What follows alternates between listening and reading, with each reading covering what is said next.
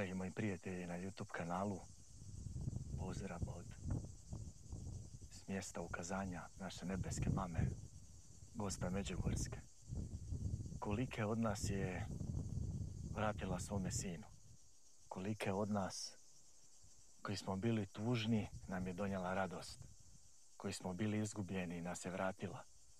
Kolike od nas je spasila za svoga sina, za našeg Gospodina, jedinoga Boga Isusa Krista? Kolikima je vratila mir u naša srca? Kolikima je donijela smisao Gospa naša Međugorska? Ima vas sve u molitvi, prvo svoju obitelj, svoje kćeri, svoju dragu, našu domovinu Hrvatsku, ali i sve vas ovdje koji me pratite na mojim mrežama. Baš sam molio krunicu i za svoju obitelj, dragu, za moje prijatelje i za neprijatelje i za sve vaše potrebe.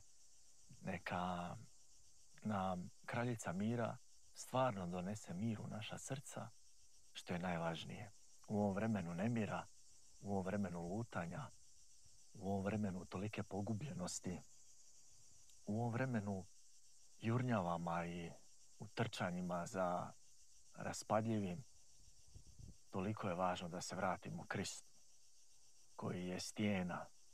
I ako na toj stijeni gradimo svoj život, kaže Krist, u Bibliji piše, dođu valovi, nahrupe, vjetrovi, oluje, ništa nam ne mogu, jer smo mi svoje živote izgradili na Kristu.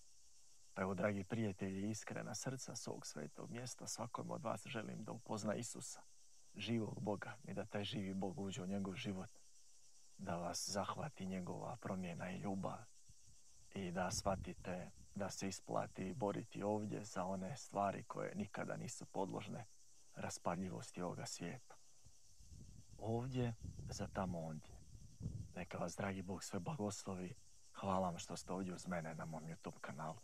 Božji blagoslov.